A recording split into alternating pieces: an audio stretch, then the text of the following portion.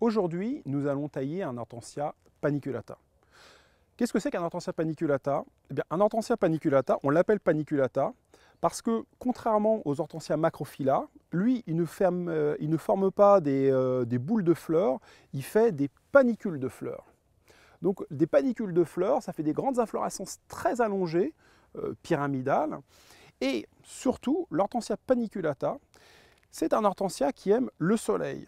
Donc lui, on va le mettre dans des endroits très lumineux, contrairement au macrophylla qui, lui, pousse à l'ombre. Et surtout, la dernière différence, c'est que l'hortensia paniculata, il fleurit sur du bois de l'année.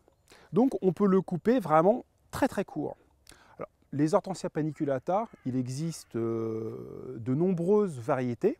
Le plus connu, c'est l'hortensia paniculata à fleurs blanches, le kyushu par exemple. Mais il y a des variétés à fleurs roses comme le vanille fraise, ou encore des grandes variétés comme l'Evana ou comme Great Star qui sont vraiment monstrueux, qui forment des buissons jusqu'à 2,50 m, 3 m de hauteur, ou au contraire, on peut voir depuis quelques années maintenant des variétés qui sont vraiment très très naines, comme la variété Bobo ou comme la variété Little Lime. Alors, l'hortensia paniculata, c'est un hortensia qui fleurit sur du bois de l'année, donc on va pouvoir le couper très très court. Je vais vous montrer comment faire pour le tailler.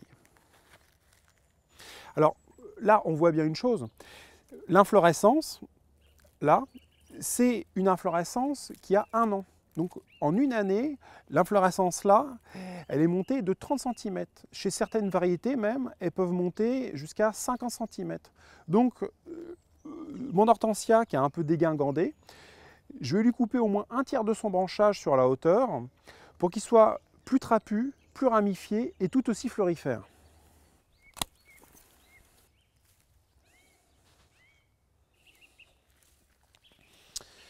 Et voilà, mon hortensia paniculata est taillé. Alors, je lui ai coupé environ 1/3 de son branchage.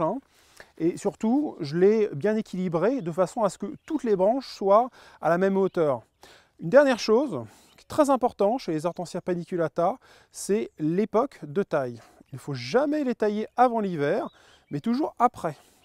L'hortensia, et ça c'est valable pour tous les hortensias, les macrophylla, les serrata et autres, les hortensias font un bois à moelle. Et le bois à moelle, c'est un bois qui est très perméable. Et lorsqu'il pleut beaucoup l'hiver, eh bien, l'eau pénètre dans le bois et sous l'action du gel, eh bien, le gel peut faire exploser le bois et abîmer les bourgeons. Donc la période idéale pour tailler un hortensia paniculata, c'est le mois de février, voire mars pour certaines régions.